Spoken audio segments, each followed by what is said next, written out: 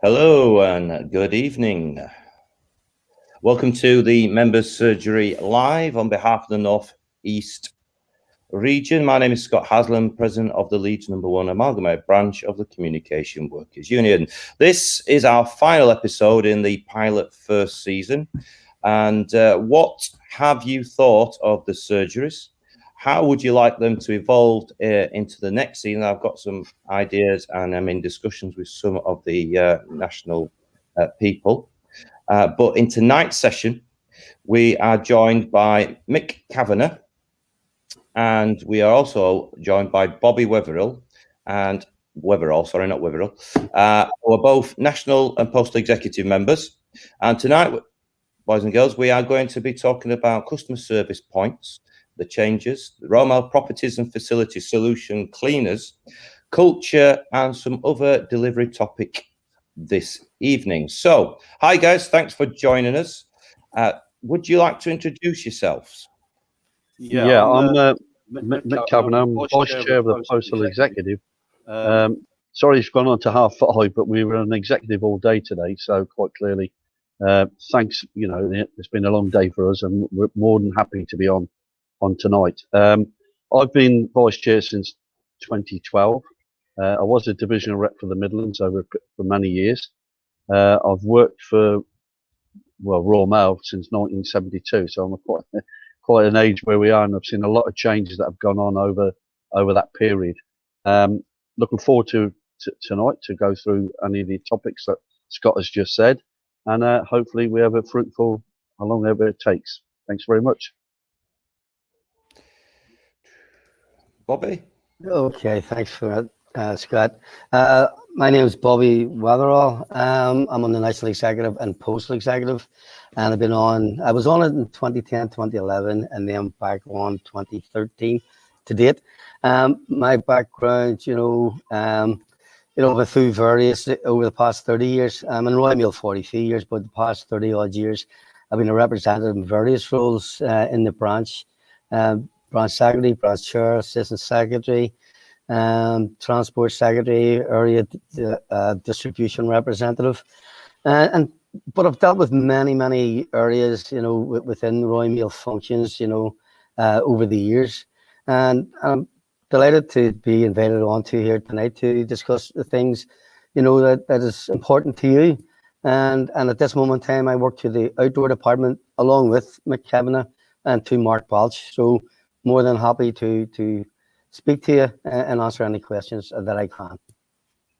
Excellent. Thanks for that then, guys. So as Mick and Bobby have alluded to, they are in the outdoor department. So, do ask questions and we will get to them during this evening's session. But in the meantime, I'd be most grateful if you could help us reach any colleagues that you're working with by sharing, tagging them.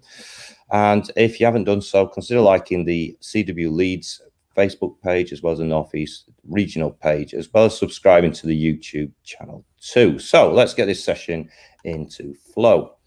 So to kick off the conversation tonight, I think the customer service point is a big change. It's got a bit of history behind it. So Bobby, I wonder if you could sort of explain where we were with the customer service points, how useful they were, how has it changed through the pandemic? Why have the changes necessary now? Yeah, well, thanks, Scott. Royal Mail over the years, and I've led in some of those discussions with the business on customer service points, and they've wanted to standardise, because customer service points all around the UK and different offices had different opening times, different closing times, and it didn't seem to match up with the data and what the customers' needs were, and when the customers were actually arriving at those points. Now, they had tried for many years, but what happened over the pandemic, it sort of shone a spotlight on the customer service point, and it then spurred on the employer then to have a more in-depth and closer look at it, and give themselves the opportunity to look into the pre-COVID data, by the way, not the COVID data, but the pre-COVID data, to see what they found in that, to come up with a proposal to standardize across the country. And I wanted to standardize those from very large, medium, small, very small, and micro. There were 6 categories that they placed them into based on the data and the footfall in those areas. And I have to say, their opening gambit to us was unbelievable. They tried it on by saying there's some of those micro and small offices, we believe that we could close those. And they wanted to close as a minimum on their first try, 200 customer service points. And we opposed that, and we stood our ground, and we prevented that from happening, because the point that we made is that we as a CWU, we see the customer service point as the shop window and the shop face to the customer and the public, and we wanted to maintain that. They then went to another position of closing all the customer service points on a Monday, and we went, well, we're not going to have that either, because we're also going to Sunday deliveries as well, coming into the pathway to change. So there was a lot of discussions that went on, but the reason for standardizing it is that they believed that they had to bring it into line with what the customer demand was. So through must have been from away last September, October, they had a couple of tries back and forward with us till we finally arrived at a position that the postal executive, I brought the postal executive, I presented to the postal executive, and the postal executive endorsed the position that we were. But if people knew exactly where we started from to where we are now, that would be an eye-opener. Excellent, thank you. Funny enough, there's certainly some members that, certainly from the Leeds branch, have voiced sort of some concerns about where the hours sit on the customer service points. So was there some key, why, I don't know, if you can understand, try to explain why there's certain gaps in certain days, and maybe how would those gaps, people's jobs actually, how could we help mitigate where the jobs sit, if that makes sense? If you could take 2 hours, someone's day in the middle, what will they be doing in the interim sort of thing? That's exactly the questions, and we listed all of our challenges on a document, and that was obviously one of them. What they wanted to do initially was, start some people at 8 o'clock, open it at 9, close it at 10, then open at 12, close it, and so what we said was that's not good enough. We needed to open it longer, but in between times, we also said to them, well, look, how are you going to, man, how are you going to resource that with people? And we did talk around that. Even though it closes to the customer, the shop face closes, it doesn't mean to say that you could not be doing other work in the background, other customer service work, maybe in-flight stuff, or whatever you need to do in the customer service point, or other work within the delivery office, So we made it very clear is that this isn't, an agreement, with those gaps to make it, part-time here and part-time there. What it is that you've got to work along with the local representative in the office and the staff in the office to understand what work is there between those gaps to carefully employ them on full-time duties. And that's our main stance. Now, there may be those within the customer service point may say through discussions or negotiations, well, look, I don't mind doing part-time. I don't mind even taking reduction hours or a buy down. I don't mind if they don't need 2 people here. I don't mind going, to maybe another office, or maybe want to take, redundancy, voluntary redundancy, if that was the case. But we made sure the options were all there so that people, could sort of buy into and have a look at and what suited them. But we also said no one will be compelled to do any of that, compulsory, or no compulsory redundancy, but not compelled to take buy downs and not be compelled to take, VR. But it's there if people wanted it. Excellent. So we've got a couple of comments coming in related to the CSPs. I think AJ's is a fantastic point in the regards to that, you know, it is giving the public a service that they deserve, picking up the P736 and cutting hours to say it does frustrate customers when the service becomes unbearable with long queues. Now, the question there is, the larger units do have longer windows, which would have the busiest people coming in, I would imagine, which is why there's larger windows. Does that possibly mean then that, say, with some of the larger units, that if they're shutting some of the hours down, that they might be doubling up the staff to peak, to justify the peaks, or what? I mean, sorry, Scott, go ahead. No, it's okay. I'm just trying to understand. I mean, AJ's point is about public, isn't it, and in front anyway. So has those changes being communicated to the customer? And you know, the feedback I think he's saying is that if the windows are shorter, then there's going to be an increased likelihood of queuing. So if there's going to be an increased likelihood of queuing, are we looking at, because we reduce the window, that we might be doubling up staff where you know, the traffic dictates more than one person, or what? Well, like, let me try the answer. Through the pandemic, and we changed, as you know, the hours of the customer service points, and Royal Mail, you know, closed them on a Wednesday, and they had different times, you know, shortened times, because of, you know, the amount of first-time deliveries. You see, the first-time delivery, even at this moment in time as we speak, is over between 97 and 98% first-time delivery. So the amount of mail that was coming back pre-pandemic and through the pandemic, and even now, even as people go back, there's people going back to work and working in supermarkets, working in shopping centres, and going back to industry. I had a meeting last Thursday with the business, and it's still sitting at 97.26 of first-time deliveries at this moment in time.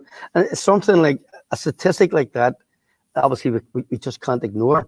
Now, in regard to the queues, you know, I did ask, what are the queues like? Because, I mean, last year when the pandemic hit, everything was all over the place, and the queues, and there was arguments out in queues.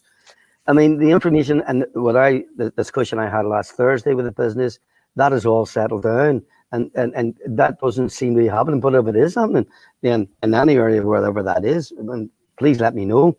Because that's not the view and the data that I'm being presented with, and the information. The complaints nationally, I mean, is basic about, you know, this online stuff, you know, and it's not even about really queuing and things like that. There are a small percentage about queuing.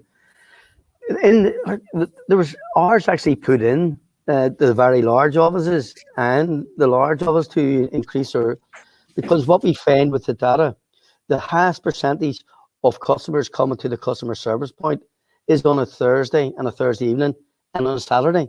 And that's what it is. And that's why they put, you know, hours in on those days to accommodate when the footfall was at its highest. And that's how Royal Mail presented to us. And that's how that's what we negotiated on. That's fair enough.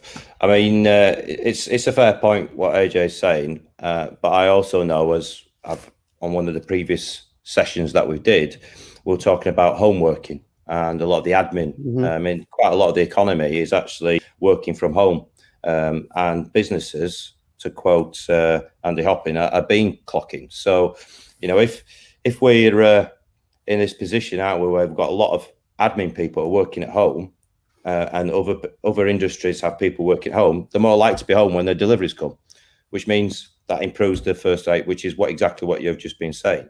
So in some regards, the pandemic has probably has promoted likes of the Amazons and such, their delivery models, which do use us, and you know, people at home and are actually accepting the delivery first time round, which is good, because that boosts customer service, doesn't it? It's just unfortunate. The upshot of boosting customer service in deliveries is that it reduces workload in a customer service point in a lot of offices, but not necessarily all. So, go on, Bobby. Just say one other thing, you know, in regard to the data, and I get the data every week on what is being returned to the customer service points on a national basis, national figure, and the figure normally sits between 50 to 55,000, you know, returns coming back into the customer service points on a national basis. But over 30,000 of those are asked for redelivery. There's only about 20 odd thousand, you know, come to the customer service point now, you know, to collect their meal with the P739. And a lot of people, the majority of people, are now going online to have it redelivered. Yeah, it's a fair point. I mean, if you're paying for a delivery service to your house, then you're not going to go and pick it up somewhere, are you? Unless you've got the option to deliver it there in the first place, which, you know, but it is. Mick, have you any comments on that, or should we move along, mate? I think Bobby's gone through, and he's been dealing with that issue, you know, and he has gone through the executive point you just made. So excellent. If you want to move on, then. Can I just say hello to Nicky? You know. Say that again, Bobby. We're on mute. Sorry. Could I just say hello to Nicky from Wet Wang? I think she's a cleaner down there, and I had a wee bit of a laugh and a joke about that one time. So how you doing, Nicky? There we go. If you get your comment on Nicky, then we'll get it put on screen, and every 5 minutes of fame. Excellent. There you go. There's Nicky. Excellent. So, right. So the next point, topic of conversation for today is the Romel's Property and Facility Solutions Cleaners. And my first question, Mick, is can we shorten that down, because that is one hell of a mouthful. Yeah, it is. It is actually, and it is. Sometimes it's difficult for me actually to get my teeth around it. But I think, you know, where we are with RMPFSL, or as you know, the company itself, it was a massive achievement to bring them back under the Royal Mail umbrella. And I think, you know, at the time, Ray Ellis and myself went through that area to bring it back under the umbrella of Royal Mail, because quite clearly what they wanted to do with it was to, dare I say, flog it off to another company. And I think the terms and conditions that the company where we are, which is still not good enough. And I think, you know, from my point of view, we're doing everything we can on a national basis, especially on the living wage, the real proper living wage, to get our cleaners up onto that level. And if the company that we're after at the time had got it, I think we'll be having a different conversation where we are tonight. You know, quite clearly, it was a massive achievement to get them back. And if you remember rightly, a few years prior to that, we were looking at probably a dispute to actually bring them back under the umbrella. So I'm pleased on that. Okay, where we are at the moment, they are under the Royal Mail Group. There are some difficulties with that, and you know, at the end of it, we're still trying to iron them out on a national basis. But look, as Bobby's mentioned about the pandemic and the effect on customer service points, it's a massive achievement that our cleaners have dealt with over the last 14 months to deal with that issue under the pandemic and the pressures they've been put under. And some of that hasn't not helped with some of our managers in Royal Mail themselves.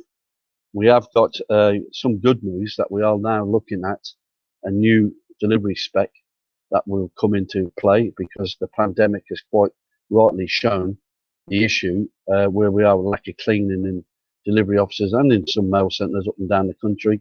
And we do need to make sure that we get a proper spec in there.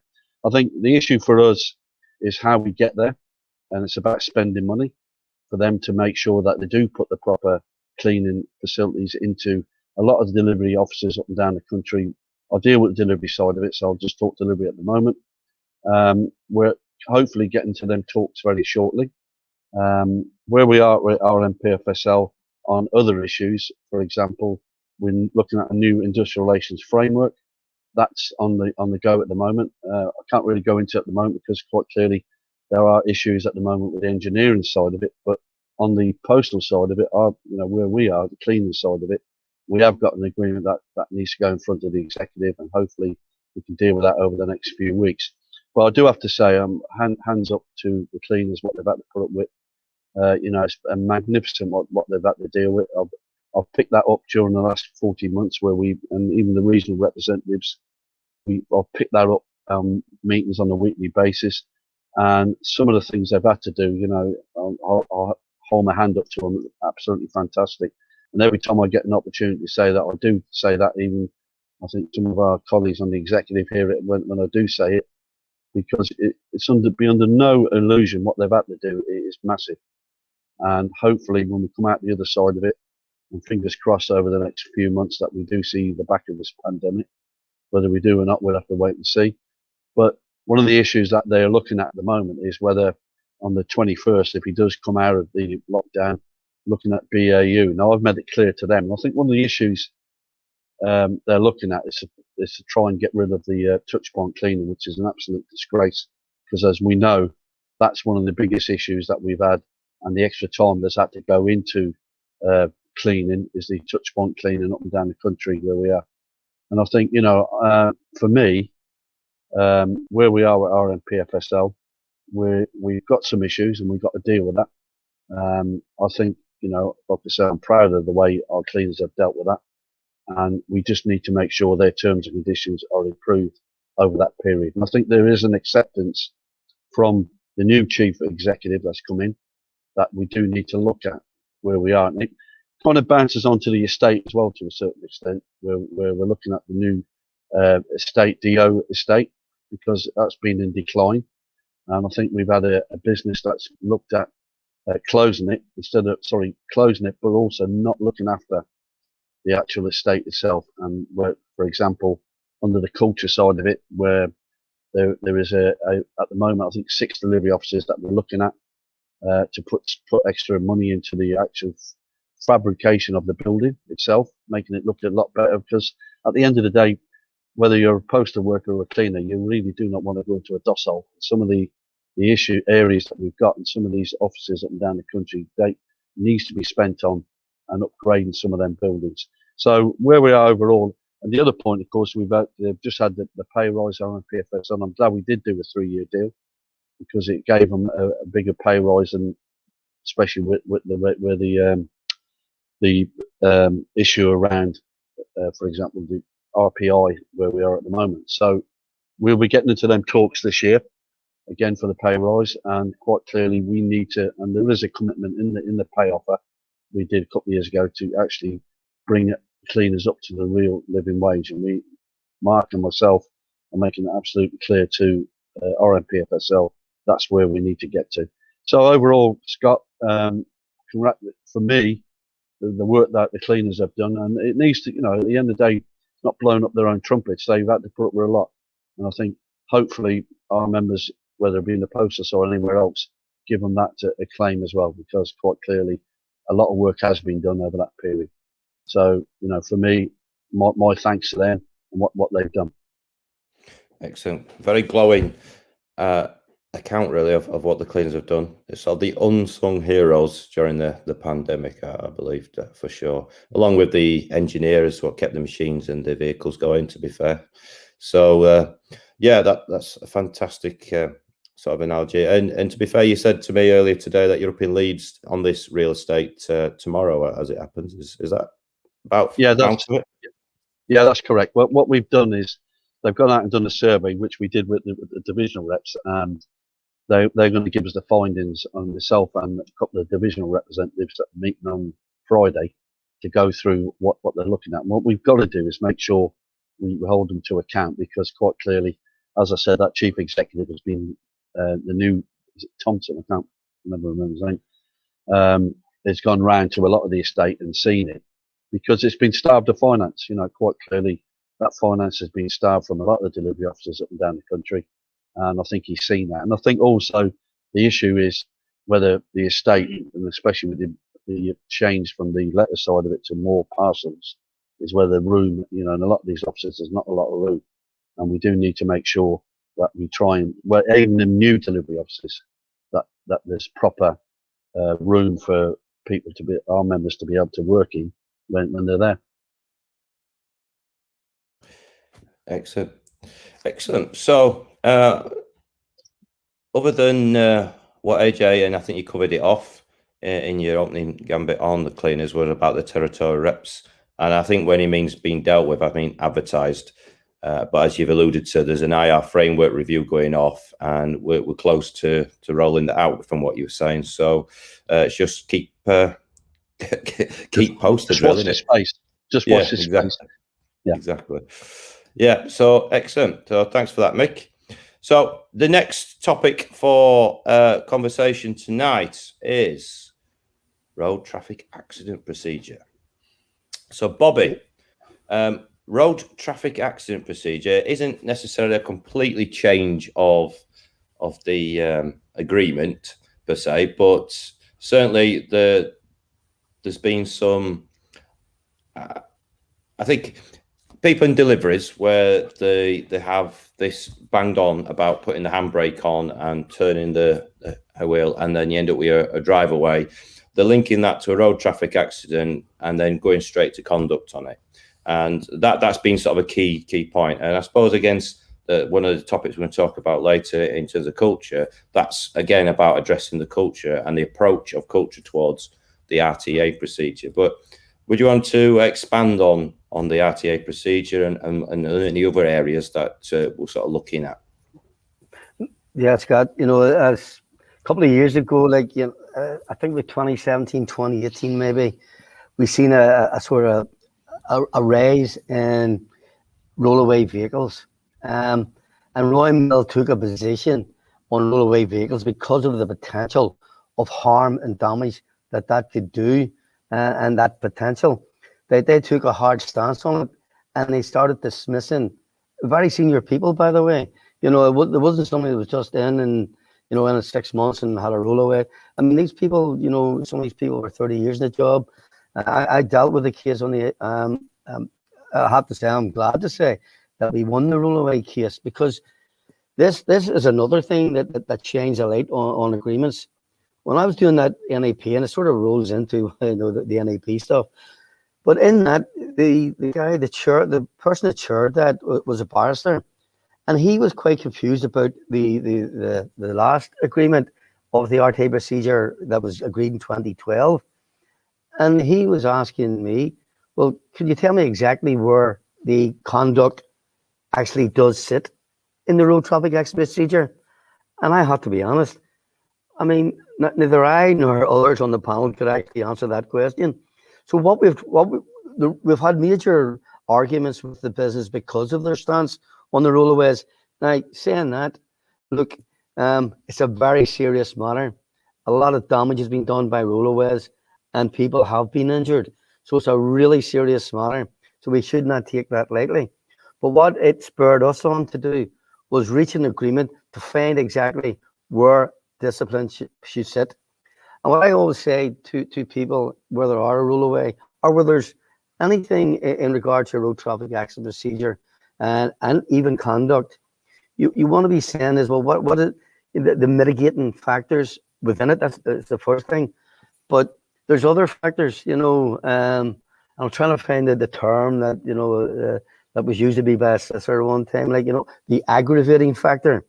So in particular, that means, the aggravating factor, what actually was the outcome of a rollaway? What damage was done, like actual damage was done, what harm was done, what damage was done to the vehicle or property and other. Take everything into consideration rather than just say, right, what we're going to do now is just dismiss you because you didn't put your handbrake on. Now, what I would say to you is, I know a lot of our, drivers would say to us, I put the handbrake on and there's something wrong with the handbrake.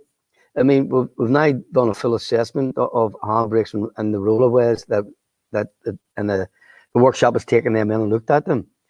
And 95% of them were, the handbrake not being applied properly. And that's the fact of the matter. So it's really, really important. But it's on the light on the road traffic, and we insisted that we need to find exactly where the conduct should be in it. And what we have done is, and we haven't put that out yet, the executive agreed a document back end of January. But there's an outstanding issue that Roy Mail failed to concede, and that's the professional drivers. And where they're removed from driving, whether for accidents or whatever, or even medical reasons.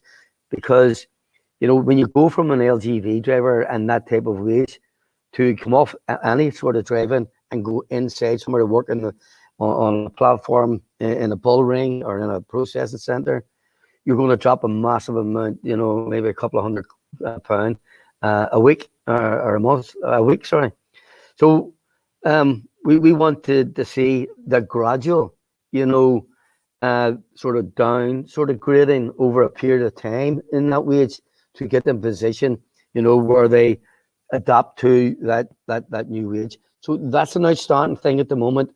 But what we've done in this procedure is we've given a proper, layout and process to go through of investigation before any decision is made on conduct. Now, there will still be situations where major negligence is maybe proven at the very outset.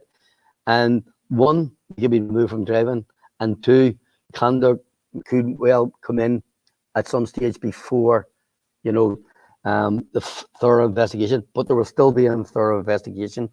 So some managers still may go to conduct only where it's warranted, and that is in major incidents.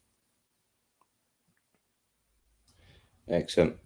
It's certainly there's sort of like two viewpoints when you investigate any sort of accident, isn't there? One is is it a case of can do or won't do? So they could have done something wrong, and actually it's proven that mechanically it's something wrong, the 5%. But then there's just intentionally, I never put the handbrake on. I mean, to be quite frank, I think if anyone didn't ever put the handbrake on, they shouldn't be driving, to be fair. But I mean, modern vehicles, I mean, this is something what I would expect that Romo should be looking at when they're purchasing and sourcing vehicles. A lot of modern day cars now have electronic handbrakes, don't they? And they default on as soon as you stop, and you need to press the button to disconnect it. So I know in the wagons, because I drive the big trucks, and they beep when you don't put the handbrake on. So even a simple safety mechanism like that, you could be retrofit across the whole fleet. So there's a little light that comes on the dashboard. So that surely it shouldn't be beyond the realms of possibility that they could link some sort of a beeper to that sensor. No, you're spot on, Scott. That has been discussed, and that is the intention of Royal Mail, to actually bring in those vehicles that actually draw your attention, or actually speaks to you. Someone will actually speak to you and say you have not applied your handbrake properly. Apply your handbrake, remind you before you get out of the vehicle. And there's all those systems, as you say, that will draw your attention to what you haven't done before you leave the vehicle. So yeah, spot on, and that has been spoke about. I know Alan Tate, who's our MT workshop, postal executive member, and he has been in discussions over that. So I don't know where we are with that at the moment, but that has been discussed, and that is most definitely being looked at. Excellent. That's good positivity. Certainly, it's very quiet on the questions tonight. I've got people watching. I just maybe I expecting a few more comments from the road traffic. Culture. So AJ, I think the culture of rushing must stop. So I think that's a possibility. What maybe a contributing factor to handbrakes, but I don't think it would be everything. So excellent. Okay, so we're about halfway through the session, so do get some questions in, because I don't want to get to the end of it and then there's a flurry of questions and we don't have time to answer them, or indeed we end up missing them because it's for whatever reason. So that's the RTA procedure. Next is culture. So specifically culture, we'll start with you, Mick, if we may. Yep. And as you've already said in your introduction, you are a National Appeal panelist. What is a National Appeal panelist? How could, what's your observations from being one of those panelists, and how has culture changed during that period of time? And I know, Bobby, I'll bring you in afterwards because you're also a panelist, so you're about to offer your opinion. So, but Mick, over to you, mate. Yeah, thanks. I actually, from my sins, I actually do the negotiations now for how we set up the panel. The National Appeals Panel was set up for representatives to make sure that in the course of their union work that they weren't being dismissed or disciplined because of their union activities. And quite clearly, it is important. it's important because what it does is an added protection just over and above of just outside the conduct code to a certain extent. Yeah.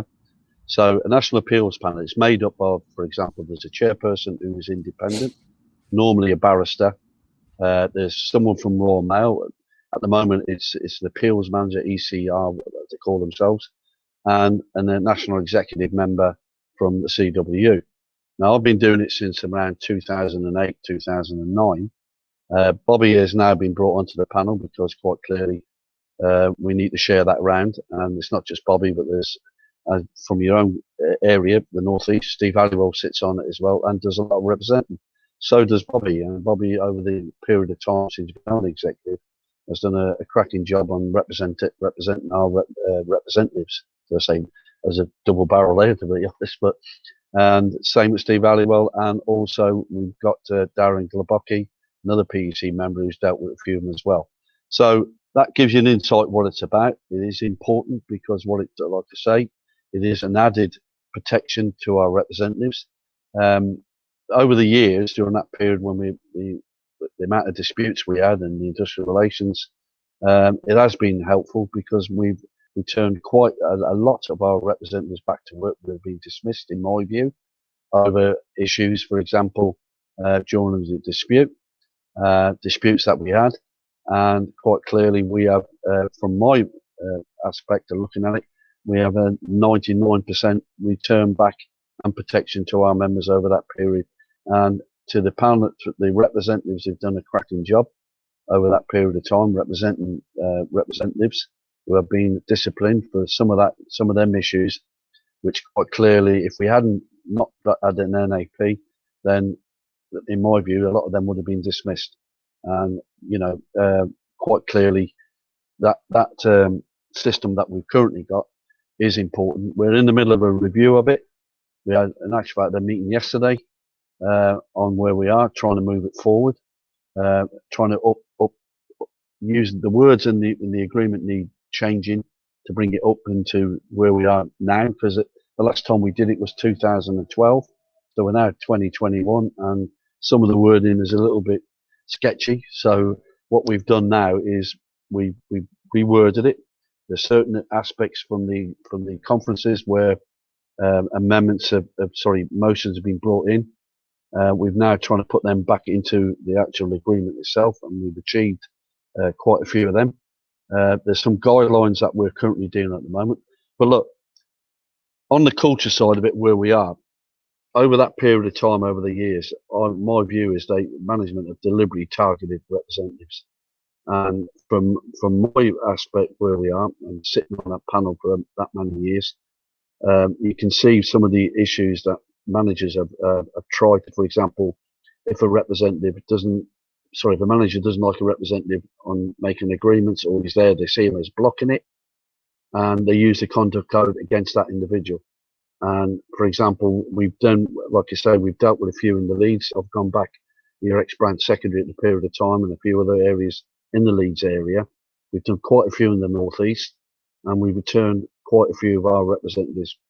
The issue that we've got at the moment is there's been a change on the chairpersons, and I've made it clear to Royal Mail that they need training on the conduct code, because what we've got at the moment is, and I think some of that is down to, we had that discussion yesterday, some of that's down to the appeals managers who are not doing it as an appeal, they're doing it like a review. And to me, I've made it clear to them yesterday, and they've accepted that this is an appeal, it's not an ET. And quite clearly, as an appeal, there is a different format from an industrial tribunal. It's a different way of dealing with it. Yeah.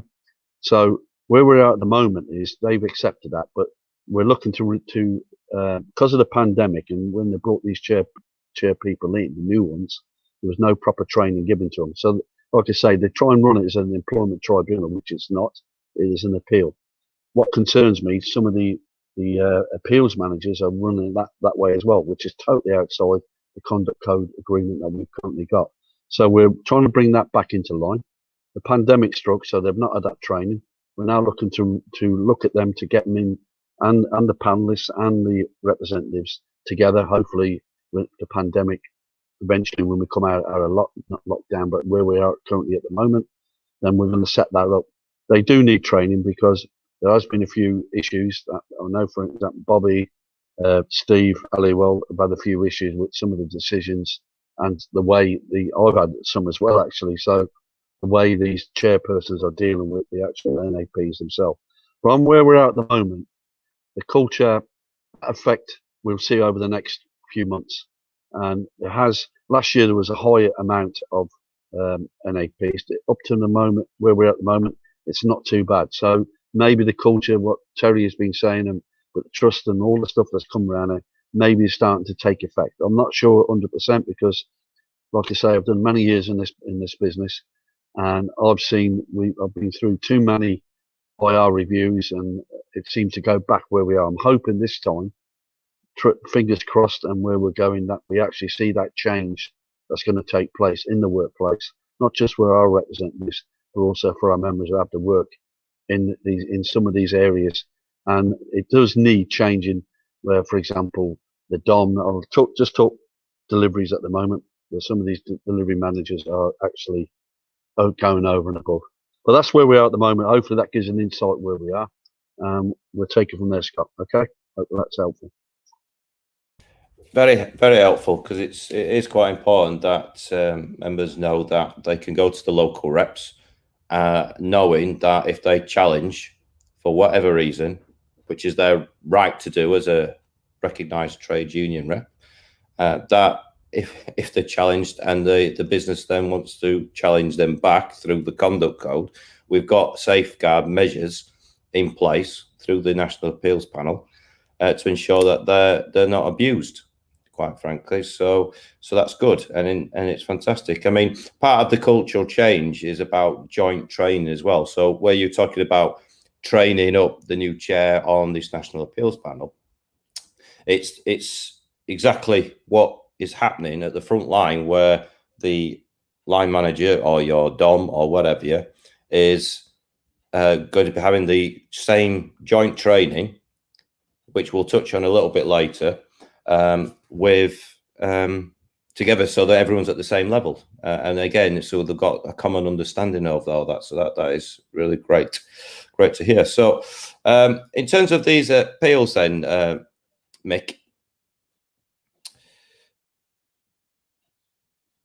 just let AJ have that comment on there. So yeah, in terms of the appeals, what obviously the pandemic's had a major issue with having the face-to-face. So I know some of the appeals that our members are having, because I've worked with some of the div reps to sort of upskill myself, really, so I can actually start looking at some of them. They've been done over the phone. Is that a typical situation that you've been seeing as part of the National Appeals Panel for reps as well? Well, we made it clear that under no circumstance will we do a National Appeals Panel over the phone. What we've had to do is, for example, myself and the representative will be in the room with the representative, and what they've done with the appeals managers, they've made it clear to them that they've got to stay from home and work from home. Yeah, we made it clear today, and the executive, that if the restrictions are lifted on the 21st and they go back to the agreement, which is face to face, because quite clearly, over the last X amount of months since the pandemic, and I think it was reported to the div reps last week, that the way they're dealing with the appeals at the moment is totally out of our agreement. But the actual issue around people winning their appeals has actually gone down. So we're, as the national union, are making it clear to them that we will not be accepting further. It's got to go back to face to face. That's what our agreement says. That's what we should be doing. And I think what they're doing is they're using it as an excuse to save money. We need to make sure that we get back to face meetings with our members, whether you're a representative or whether you're one of our colleagues. So that's where we're at the moment. I think Bobby might want to come in on some of the issues around that. So if you want to ask Bobby, Scott, I'm more than happy to do that. Yeah. Bobby, yeah, look, what I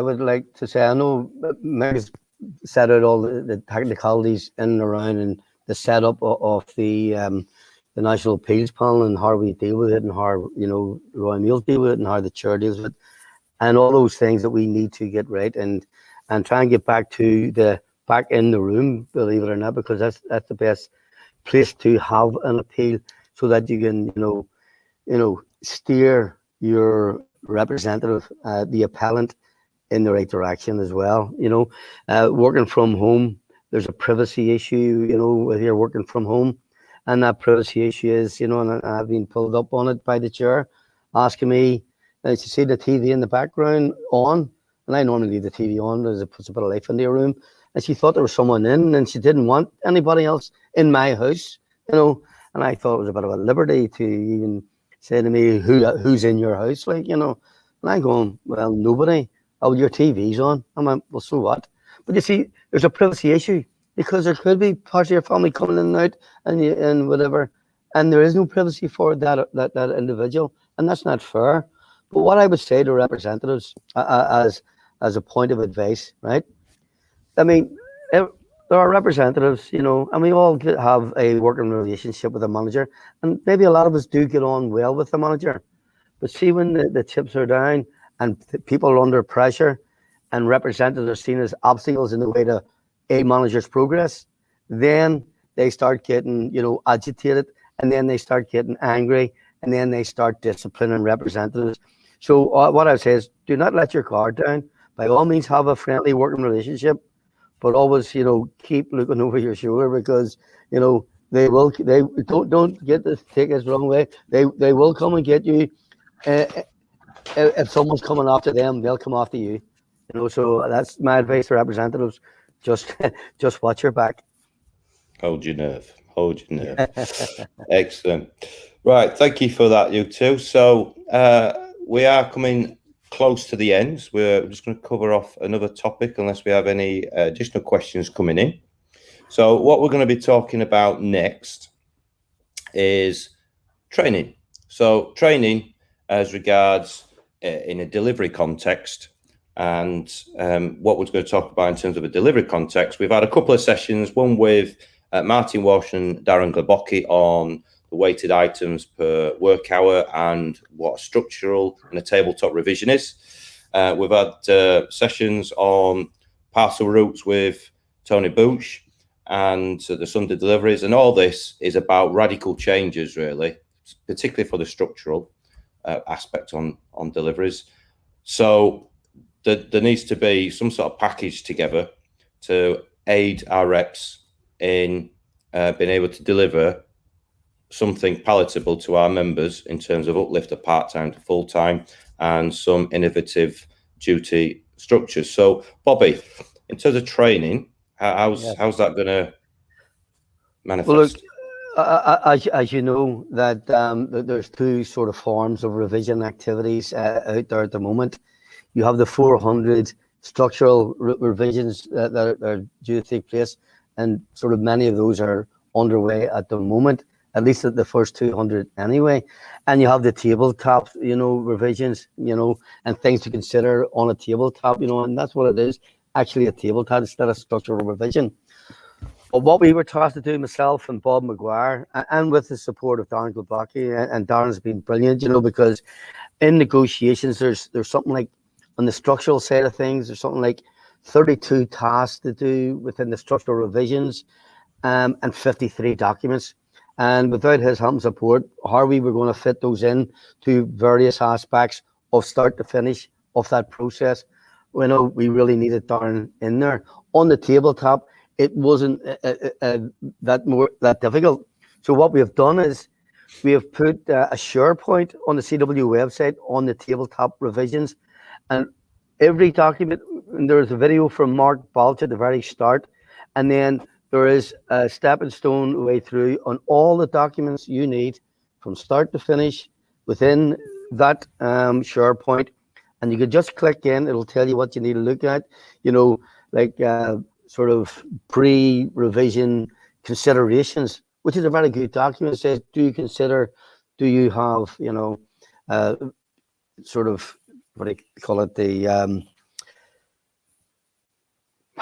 trying to think of, like, you know, lapse duties. You've got lapse duties, you know, for quite a long time. well, maybe that lapse duty that's been continuous lapse, maybe that is something that would go towards your target by removing. You've got agency workers. Maybe do you need that many agency workers? Is there the opportunity to remove agency, and also the opportunity to raise people's part-time to full-time? There's a whole host of things within the tabletop SharePoint, and that can be accessed through the SharePoint with a typical passcode that's been sent out to all the divisional representatives, and that passcodes are for everyone to use, and they just go into the rep section of that. The structural revisions was quite more difficult, I have to say, because that's, even as we speak, still being added to. Videos are still being added to it. Different, it comes in something like 4 or 5 byte chunks, and then it starts off with your startup, then it goes to design, then it goes to deployment, and then it goes to your sort of PIR. So and every document is all placed within that on the website. Now there's still some documents that needs to be put in there, and a few more videos, but it's been a bit of a 3 or 4 week road to actually get that. It is there now, and anyone can click into that, and if they want to see a document or a task that they need to go to, they just click into it, and they're there and they read it. Now, obviously, anyone that doesn't understand the content of what's in there, then we have our own experts who have been doing the negotiations on that, specifically Darren and Martin. Martin more or less in the productivity end, the weighted items per work hour. Darren's in the structural revisions, and you have Barry Jennings who was supporting them along with Paul Dugdale. So there is support there as well, not just the SharePoints, but there's also support from those guys at headquarters. Just drop them an email if they don't understand something, and they'll be able to answer it. But we'll try our best to get a facility for our representatives as a go-to point, and also they can go through their manager, but in the management SharePoint, which should be identical to ours, albeit the videos at the moment.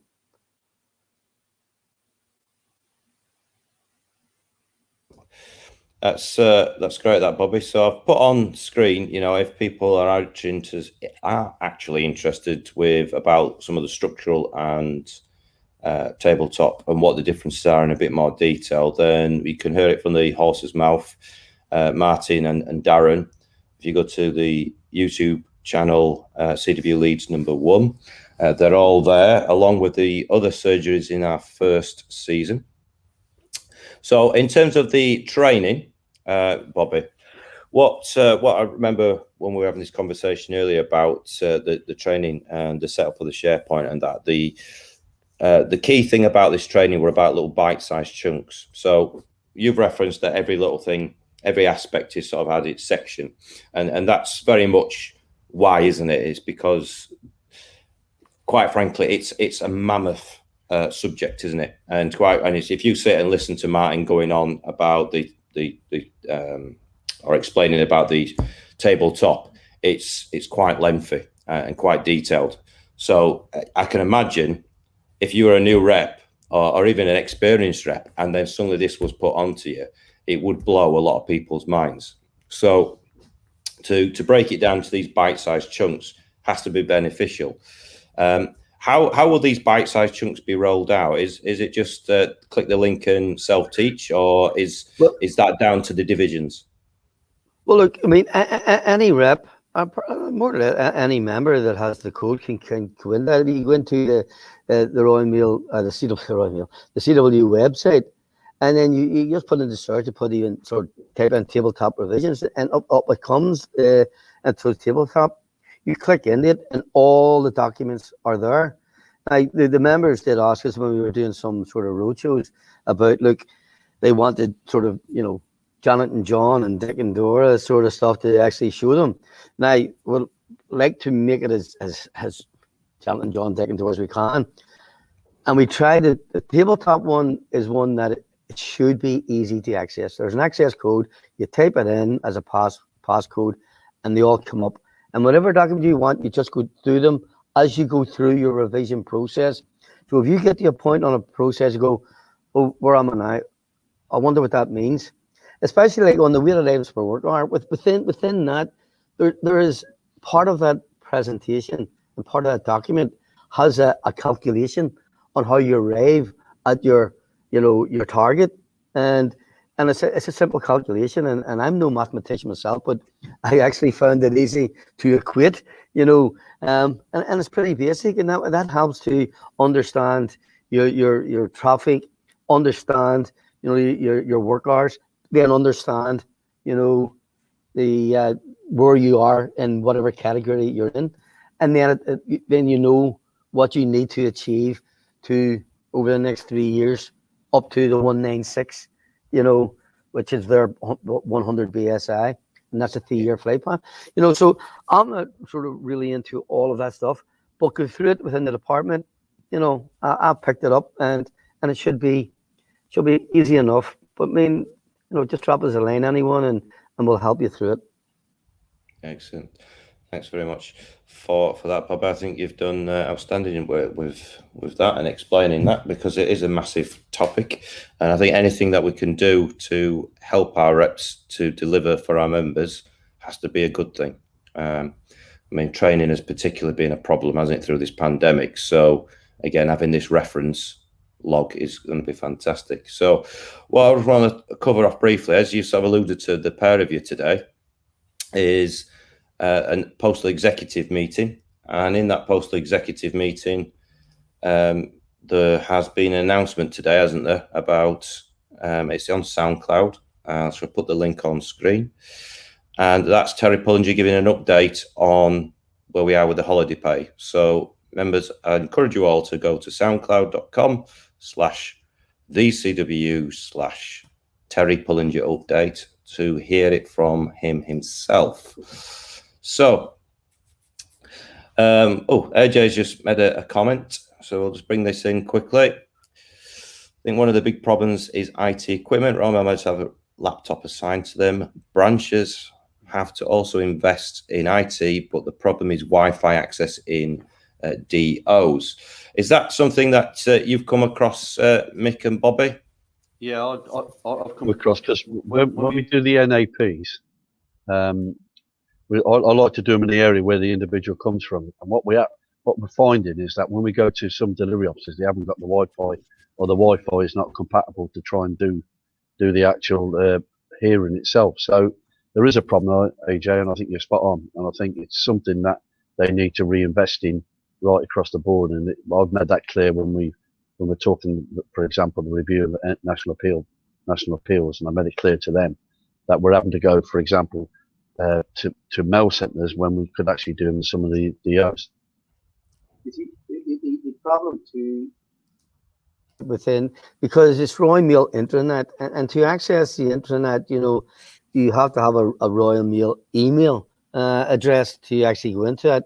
And we find that our representatives are not getting that access to that information on site, because managers are doing something else on there, and they haven't got time to allow the representative on that internet, and they haven't got a Royal Mail email address. And it is something, I mean, the members, the representatives in offices, they can go to the manager and say, look, I need to look at the internet, I need to go to the tabletop stuff, or I need to go to the structural stuff, and can you bring it up for me, and I need to go through that with you because there's something I want to show you.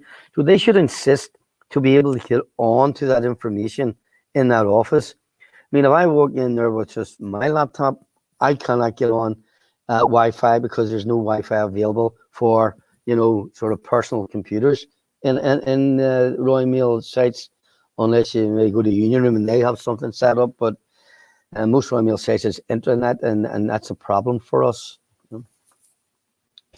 Absolutely, Bobby. I mean, certainly my experience. Excuse me, I'm very, very croaky. I don't know if you tell. I wasn't very well last week.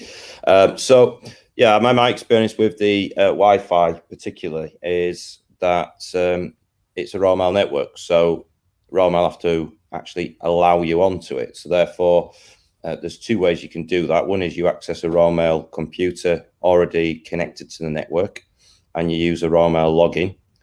And the other way you could do it is you can ask for a guest login, which you can access on the guest Wi-Fi. Having said that, they're not always forthcoming with that, and you only get a license for so long, so maybe a month, and it'll expire and throw you off. So it's not ideal. I know in Leeds we have invested heavily through the pandemic for our area reps, and again for what we're doing today, how we're doing the communications and these surgeries, it's all through that investment in the IT side of stuff. So we're ahead of the game, I think, or certainly on par with a lot of the other branches in the country doing the same thing. So absolutely. So finally then, I just want to cover off and sort of promote the next season. I mean, how do you feel these surgeries are? What would you like to do in the future, and such and so forth?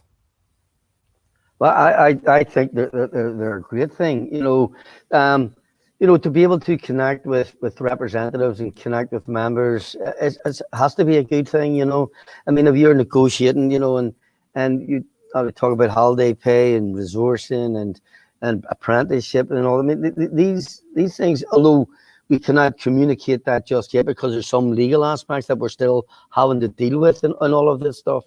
I was part of the negotiating team on the holiday pay, and we have arrived at a deal that I think our members will be delighted with, both part-time and full-time. But there's some legal aspects around the tribunals that we have that needs to be covered off before it can be put out, in the public domain, let's say. But our members have got some good agreements that we went through today that's going to come out to you very soon. And when we look at, what industry and the economy is like, and the jobs that are being lost in the UK throughout the pandemic, and I feel sorry for all those people and all those closures and job losses. We are creating jobs within our industry at the moment. We're increasing our members' pay in terms and conditions, and we're actually reaching some really, really, groundbreaking agreements. And I'm not just sort of patting myself or Mick on the back or the post executive, but strong negotiation brings good agreements, and that's what we have. We've got strong negotiators. We do have a good executive, and in the coming week or so, you will see that from the agreements that we've obtained. Yeah, just on that, Scott. I think the pandemic has shown how we can actually communicate with our representatives, but I think also we need to be careful is that it's not the be end and end all, because at the end of the day, you've still got to stand in front of your membership and what you need to deal with. There is a way, I believe, now we can use it, but at the end of the day, it's also about face to face with your members and dealing with issues that will confront you on a daily basis. So the communication side of it has got a lot better, I believe, and hopefully, at the end of the day, most branches up and down the country have picked up on the IT side of it. But like I say, I've just reinforced, there's nothing like standing in front of your members, having a meeting with them and looking them in the eye, as they say, and we'll take it from there. But Bobby's right on where we are at the moment. With the agreements that have come forward, I think our membership will be pleased what they see over the next week or so. And there's issues around there where what we can't deal at the moment. Terry, like you promote, Terry's gone online, and I think the members have a listen to that. That will give them a bit more of an insight where we are. Excellent. Well, Scott, just on the face-to-face, we've got Mark Bolsh actually coming up to Leeds. He's going to visit one of the structural revisions in Leeds at Sheepscar. That's in July the 20th, I think. And then he's hopefully going to do the live session to review that face-to-face when he turned up, and we'll meet the members in Sheepscar, and we'll do a bit of a Q&A on that Thursday, sort of review how that day had gone and a bit about the structure revisions, and hopefully we'll have some positive feedback on that. I'd like to thank Pete for referencing Sean Bean as a contrastor. So I'm quite privileged to share that platform with Sean Bean. He's from South Yorkshire, I'm from West Yorkshire, but we won't hold that against him. So, but yeah, we've got some big ideas coming for the next season in these surgeries. Dave Ward's showing some interest. Hopefully we'll have that one. Tony Kearns. I like the idea of possibility of Dave Joyce with Pete's point. So yeah, some positive things coming. So that's the end of this session. So thanks very much, Mick. Thanks very much, Bobby. Thanks very much. Thank you very much for watching. And remember, unity is strength. See you later. Thanks very much.